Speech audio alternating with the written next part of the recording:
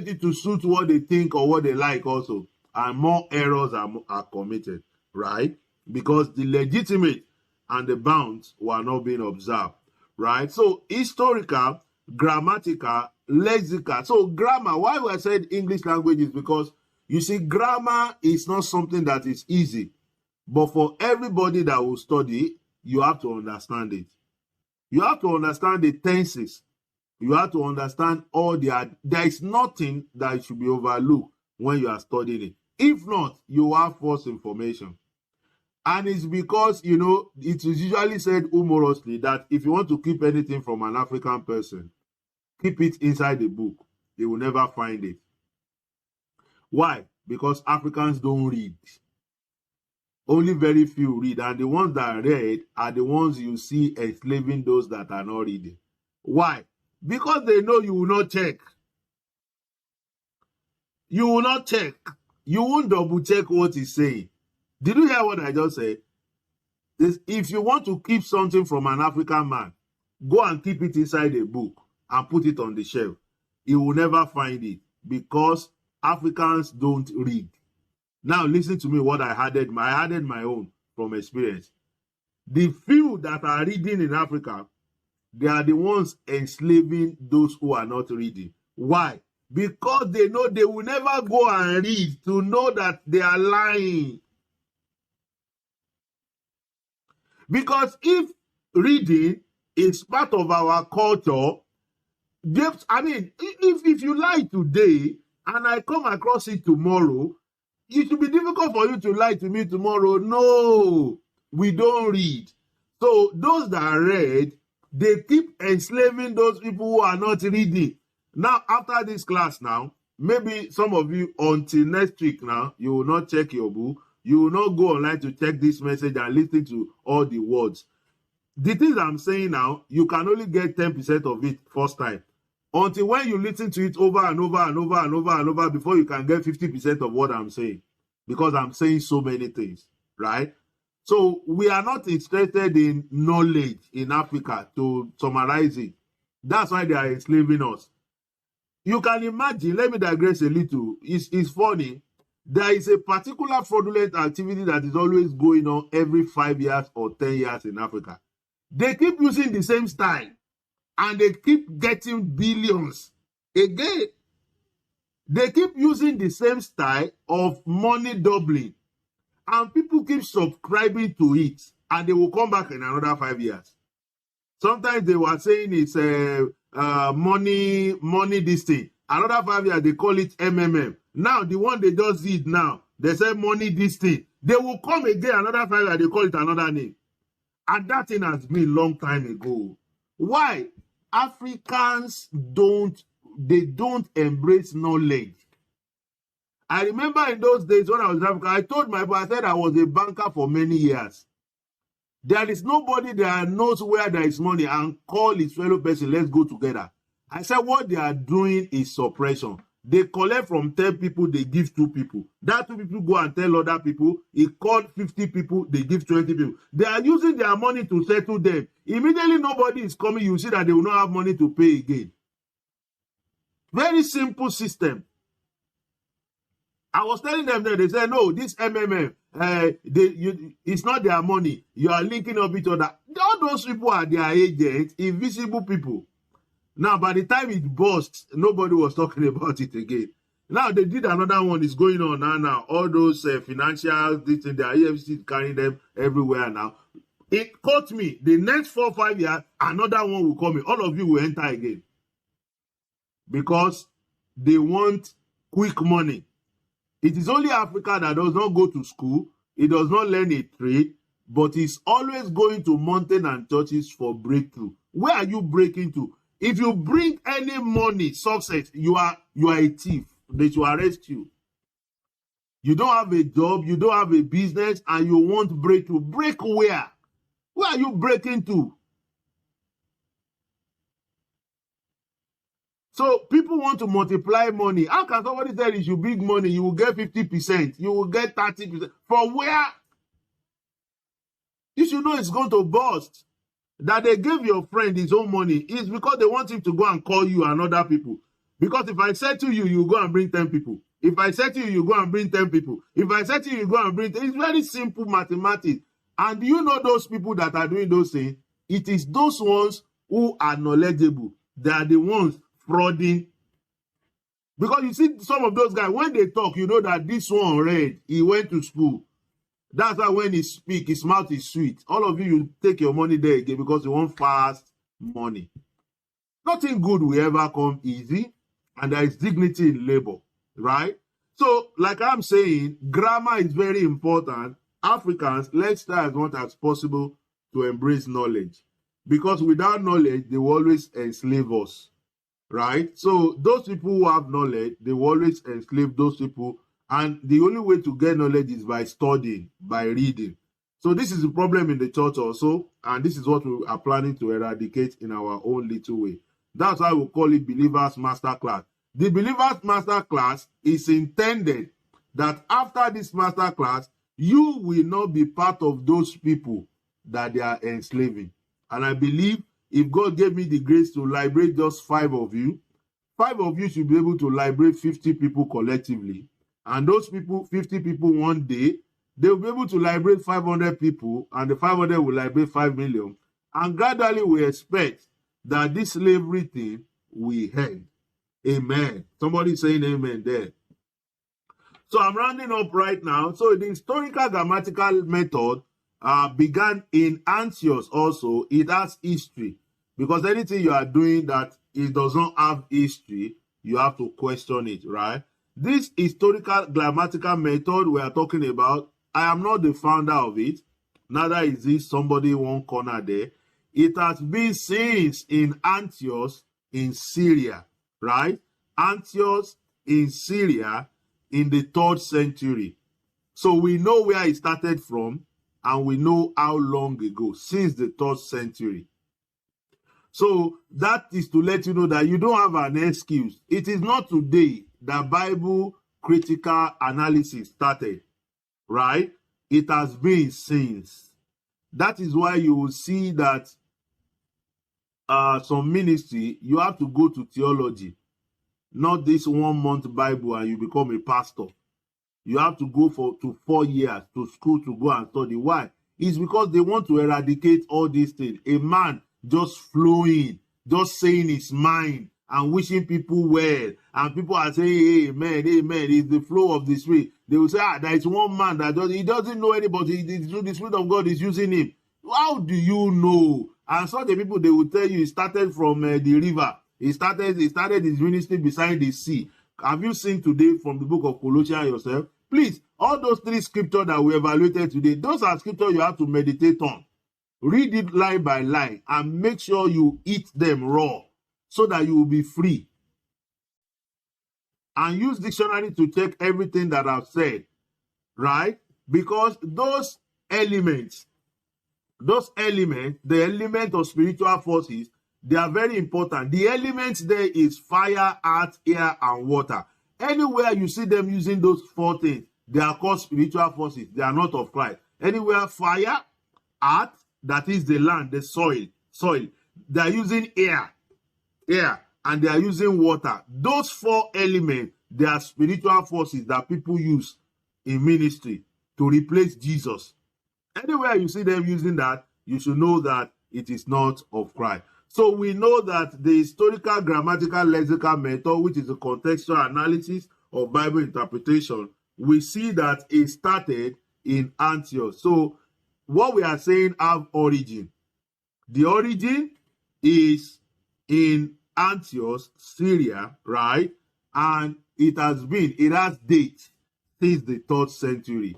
In other words, it is a deliberate attempt for people not to seek knowledge, to find themselves in slavery today, or some people, let me just tell you my own, because the reason why I've come to take this thing myself is that I will be using my examples, my experience, for you to know that I've been there. I did not just wake up one day and started preaching. You see them using that, you should know that it is not of Christ. So we know that the historical grammatical lexical method, which is a contextual analysis of Bible interpretation, we see that it started in Antioch. So what we are saying have origin. The origin is in Antioch, Syria, right? And it has date since the 3rd century. In other words, it is a deliberate attempt for people not to seek knowledge, to find themselves in slavery today, or some people, let me just tell you my own, because the reason why I've come to take this thing myself is that I will be using my examples, my experience, for you to know that I've been there. I did not just wake up one day and started preaching the gospel or preaching contextual analysis. I have been part of them. We all grew together. We did it together. So I can tell you the secret and everything that is it. Let me tell you part of the things you should understand in some of these things, and some of the things that I've also experienced personally, right? When we talk about this grammatical lexical method. A particular man of God that I work with in ministry called us and told us that, number one, we must not be reading books. Why? Because this man, he configured his own doctrine for his own ministry. And because of prophecy that he sees, people believe he's all in all. Now, the first thing that this man will tell you as his disciple is that, number one, he doesn't like you to relate with other men of God, and he doesn't like you to follow other men of God. Not follow physically. What it means is that you must not read their books, you must not listen to their tapes, probably you must not attend their services. Do you know why he's saying that? It's because he knows that his ministry doctrine is full of lies. They are not true. And immediately you begin to read books, your eyes will be open. Remember, I told you that the problem of Africa is that we don't read. We don't have knowledge. That's why we're in slavery. This man of God told us specifically, all his disciples, that we must not follow other men of God by reading their books or attending their program or, being close to them. Why? Because he doesn't want knowledge to open our eyes. And immediately he noticed that you are following other ministry, or you have other friends in ministry, or you are reading books. If you want to even leave the ministry, just tell him that you want to attend a conference or a Bible something somewhere. He will be planning your exit. Why? Because he will know that you will have received knowledge that will make you to know all his lies. Right? So I'm telling you my personal experience. And thank God, I'm not even there with you to supervise or monitor your movement. Have I ever told you that you should not follow somebody, not read somebody's book? Because I know that the truth, there is nothing you can add to the truth. And there is nothing you can remove from the truth. If what I'm teaching you is the truth, go and check it anywhere. You will find it there. But when somebody gathers you together and everything that he's teaching is his own idea, his own philosophy, his own human tradition, and his own elements, right? Then it means that when other people tell you the truth, your eyes will be open and you will know that he's lying. That's why you see some of them, they will be fighting you. They will be fighting their congregation. They will not allow them to attend this kind of program now. Why? If they tell their pastor or their mentor that there is a believer's masterclass, they know that these guys want to puncture all their lies. Don't attend. Don't go there. If you tell them, they will tell you things. They will disturb your brain. They will manipulate. It's a lie. If you know that you are... It's just like, for example, now, as I'll be rounding up in a couple of minutes, biology textbook. Do anybody need to conceal biology? Is it not the same biology that is taught all over the world? Because it's the truth about biology. I don't need to tell you not to go and buy the biology textbook that is made by another person. Why? Biology is biology. Physics is physics. If physics is physics, why do I have to tell you that my own textbook is superior than another person's textbook? Mathematics is mathematics because it's the truth. Hey, but go and look at pastors. They will tell you if you go there, they will disturb your brain. Why? Because everything is full of lies. And they don't want somebody to break their lies. They don't want deliverance for their people. Why? Apostle Paul said in that Colossians, see to it that nobody puts you into slavery. They have put their people in slavery. And how are they able to put them in slavery? Do you remember how? Number one, through philosophy. Number two, human tradition. Number 3, element of spiritual forces. Those are the things they use to put people in slavery. And they will guide them jealously. They must not attend other programs. They must not follow another man of God. They must not listen. Some of them even have police that monitor their members if they are commenting or liking other ministries' stuff, because they don't want you to read it. Because once you read it, your eyes will be open and the lies will be exposed.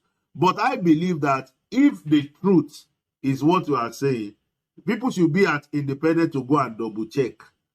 But most of the time, you see that everything that they are teaching, there is nowhere to be found. And that tells you that it's their own personal doctrine that is based on human tradition.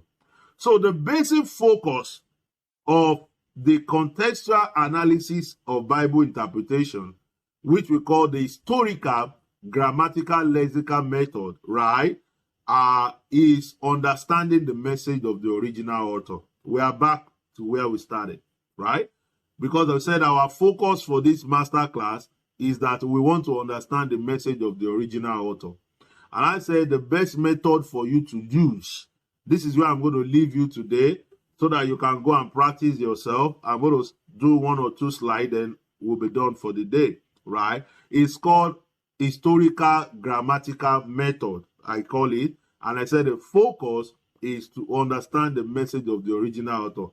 Every Christian is expected to be able to understand this, right?